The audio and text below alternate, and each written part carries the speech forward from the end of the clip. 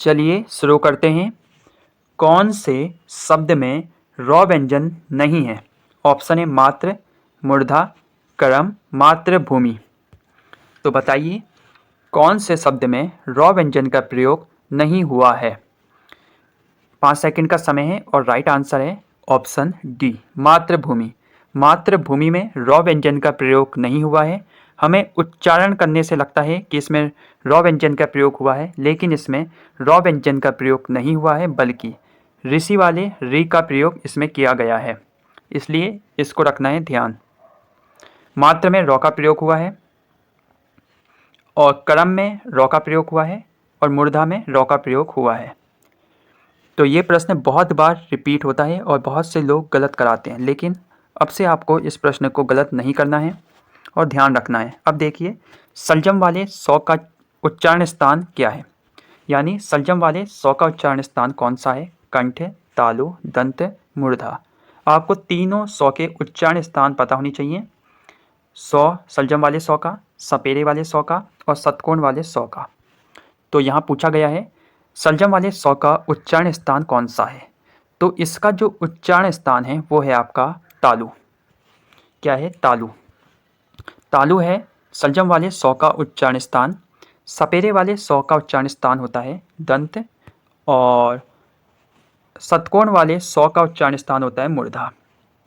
आप इसको इससे भी याद रख सकते हैं, यस। यस आपको मिलेगा तालु में, और रस यानी खाने वाला जो रस है ये आपको मिलेगा मूर्धा में, और लस यानी इसको आप लास्ट से भी याद रख सकते हैं, ये आपको मिलेगा दंत में।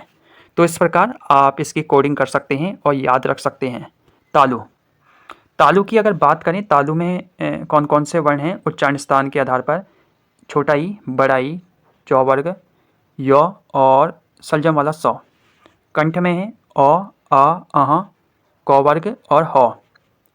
उसके बाद है दंत। दंत में है तौवर्ग, ल और 100।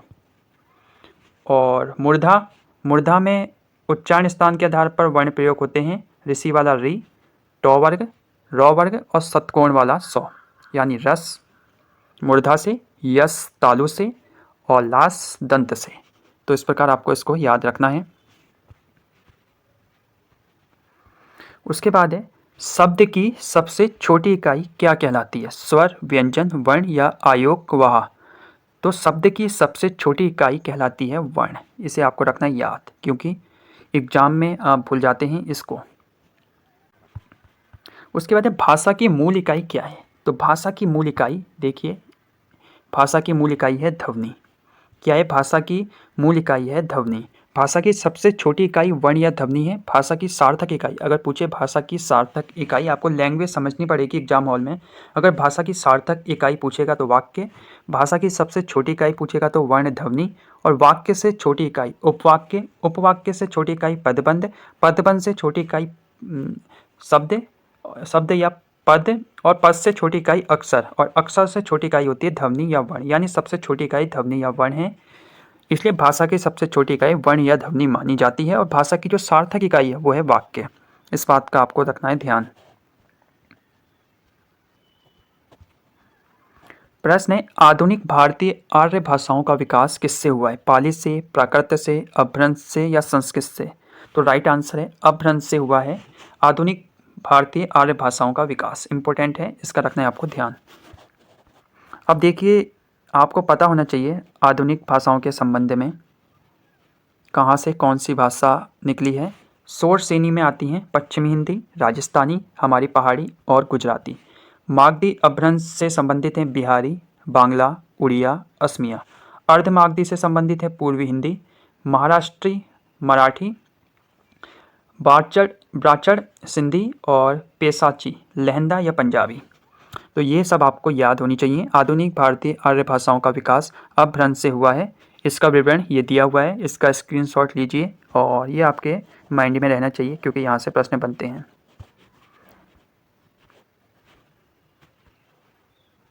प्रश्न है ब्राह्मी से किस लिपि की उत्पत्ति हुई है? तो बताइए ब्राह्मी से किस लिपि की उत्पत्ति हुई है? देवनागरी, गुरमुखी, कैथी या खरोष्टी? तो राइट आंसर है ऑप्शन ए, देवनागरी। तो याद रखना है देवनागरी को, जो कि बाएं से दाएं लिखी जाती है। जबकि पंजाबी भाषा की लिपि गुरुमुखी लिपि कहलाती है। और जबकि आपके लिए एक और इम्पोर्टेंट है खरोष्टी लिपि। तो ये पूछा जाता है कि खरोष्टी लिपि किस प्रकार लिखी जाती है। तो खरोष्टी लिपि जो लिखी जाती है दाएं से बाएं लिखी जाती है, जबकि देवनागरी लिपि बाएं से दाएं लिखी जाती है। तो ये मुख्य अंतर है देवनागरी लिपि और खरोष्टी लिपि में। तो ये आपको ध्यान में रखना है। लौकिक संस्कृत डैश और डैश अपभ्रंश हिंदी भाषा का उचित विकास क्रम है। रिक्त स्थान के लिए उचित विकल्प कौन सा है? पाली और प्राकृत, संस्कृत और प्राकृत, वैदिक भाषा और पाली, प्राकृत और पाली। तो लौकिक संस्कृति, पाली और प्राकृत अपभ्रंश हिंदी भाषा का उचित विकास क्रम है, यानी ऑप्शन ए राइट आंसर होगा। देखिए, पहले संस्कृत आई, फिर पाली, फिर प्राकृत, फिर अपभ्रंश, फिर अवहट्ट और फिर आई हिंदी। ये सीक्वेंस आपको होना चाहिए याद, क्योंकि यहाँ से बनेंगे प्रश्न कि पहले कौन सी आई, बाद में कौन सी आई, या सीक्वेंस में लगाइए, या हिंदी से पहले कौन सी आई। तो हिंदी से पहले आपको ऑप्शन भी दिया जाएगा, अवहट्ट या अपभ्रंश ऑप्शन में होगा आपका, इसलिए ध्यान में रखना है। राजस्थान में अनेक बोलियाँ बोली जाती हैं। वाक्य में बोलियाँ शब्द हैं, भाषा है, पुल्लिंग है, स्त्रीलिंग है या बोली है। तो क्या है भाषा, मतलब बोलियाँ क्या है? भाषा है, पुल्लिंग है, स्त्रीलिंग है, बोली है। एग्जाम हॉल में आप इस प्रश्न में कंफ्यूज हो जाएंगे। कुछ लोग भाषा में कर देंगे टिक, कुछ बोली में कर देंगे, कुछ स्त्रीलिंग में कर देंगे, लेकिन जो राइट आंसर होगा स्त्रीलिंग होगा। इसलिए प्रश्न की भाषा को समझना है, इसलिए यहाँ PYQ प्रश्न कराए जा रहे हैं, क्योंकि इन प्रश्नों के आने की संभावना पूरी रहती है आपके एग्जाम में। हिंदी का मानक रूप किस भाषा में विकसित हुआ? मालवी, ब्रज, खड़ी बोली या अवधी। तो हिंदी का जो मानक रूप है आपको बताना है, वो हुआ है ऑप्शन सी खड़ी बोली में। हिंदी का मानक रूप खड़ी बोली में विकसित हुआ, जिसे मानक हिंदी कहा जाता है। इसका प्रयोग शिक्षा, प्रशासनिक क्षेत्र व कार्यालयी कार्यों में किया जाता है, इसलिए राइट आंसर है ऑप्शन सी खड़ी बोली। निम्न में से प्राचीन भारतीय आर्य भाषा कौन सी है? अपभ्रंश, प्राकृत, वैदिक संस्कृत या पाली। तो बताइए राइट आंसर। UPSI में पूछा गया ये प्रश्न है, 5 सेकंड का समय है, और राइट आंसर है ऑप्शन सी वैदिक संस्कृत। प्राचीन भारतीय आर्य भाषा कौन सी है? वैदिक संस्कृत। प्रश्न है, भाषा लिखने के लिए प्रयुक्त चिन्हों के व्यवस्थित रूप को क्या कहते हैं? तो ये प्रश्न बहुत ही अच्छा प्रश्न है, और इस प्रश्न के पूछे जाने की पूरी संभावना है। व्याकरण, बोली, भाषा या लिपि। तो बहुत से लोग इस प्रश्न में टिक करते हैं व्याकरण, लेकिन आपको टिक करना है ऑप्शन डी लिपि। भाषा लिखने के लिए प्रयुक्त चिन्हों के व्यवस्थित रूप को हम कहते हैं लिपि। तो बहुत ही अच्छा ये प्रश्न है। भाषा लिखने के लिए प्रयुक्त चिन्हों के व्यवस्थित रूप को लिपि कहते हैं। भावों और विचारों की अभिव्यक्ति के लिए रूढ़ अर्थों में प्रयुक्त ध्वनि संकेतों की व्यवस्था को भाषा कहते हैं, और भाषा के क्षेत्र रूप को बोली के रूप में जाना जाता है। ये UKSSC ने भी अभी पूछा था वीडियो के एग्जाम में, बोली के संबंध में जो एक प्रश्न आपका आया था। और भाषा के शुद्ध और स्थायी रूप से निश्चित करने के लिए नियमबद्ध योजना को व्याकरण कहते हैं। तो व्याकरण किसे कहते हैं? भाषा के शुद्ध और स्थायी रूप को निश्चित करने के लिए जो नियमबद्ध योजना बनाई जाती है उसे व्याकरण कहते हैं। क्षेत्रीय रूप में जो भाषा बोली जाती है उससे बोली कहते हैं। भावों और विचारों की अभिव्यक्ति के लिए रूढ़ अर्थों में प्रयुक्त ध्वनि संकेतों की जो व्यवस्था होती है उसे भाषा कहते हैं। और भाषा लिखने के लिए प्रयुक्त चिन्हों के जो व्यवस्थित रूप होता है उसे लिपि कहते हैं। ये आपको अच्छे से ध्यान रखना है। हिंदी भारत की कौन सी भाषा है? राजभाषा, ब्रजभाषा, राष्ट्रभाषा या संपर्क भाषा। तो हिंदी भारत की है राजभाषा। भारत की राजभाषा के रूप में हिंदी को 14 सितंबर 1949 को स्वीकार किया गया। धारा 343 फर्स्ट के अनुसार भारतीय संघ की राजभाषा हिंदी और लिपि कौन सी है? देवनागरी है। बहुत से लोग ब्राह्मी में कंफ्यूज हो जाते हैं, लेकिन याद रखना है ब्राह्मी से निकली है देवनागरी, और भारतीय संघ की राजभाषा हिंदी और लिपि है देवनागरी।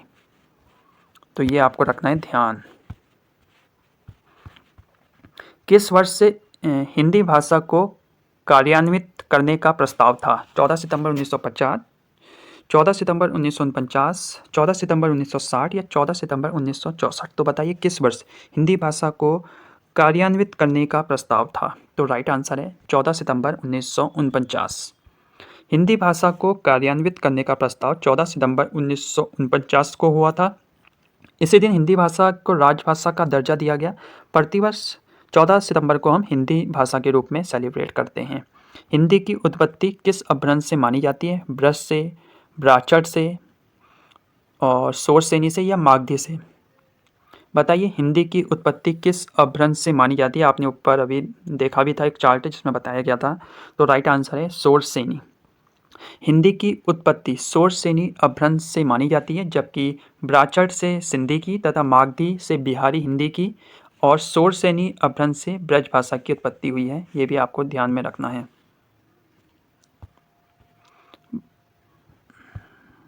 उसके बाद है हिंदी के स्थान पर अंग्रेजी को सन 1855 में भारत की शिक्षा और प्रशासन की भाषा के रूप में किसने स्थापित किया। ऑप्शन है the Lord Minto, John Adams, Lord Macaulay या वारेन हेस्टिंग्स। तो राइट आंसर है option C, Lord Macaulay.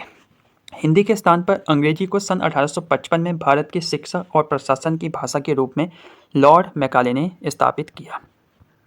Hindi भाषा किस लिपि में लिखी जाती है। देखिए बताइए हिंदी भाषा किस लिपि में लिखी जाती है। गुरुमुखी, ब्राह्मी, कैथी या देवनागरी।